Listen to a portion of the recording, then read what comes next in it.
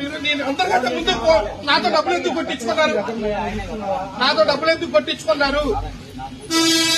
కొట్టించుకున్నారు? Amount phone pay చేసిన తర్వాత మీకు గంటలో ఇస్తుంది వెళ్ళిపో అన్నారు. ఇప్పుడు దాకా టికెటే లేదు. డబ్బులు ఎందుకు కొట్టించుకున్నారు?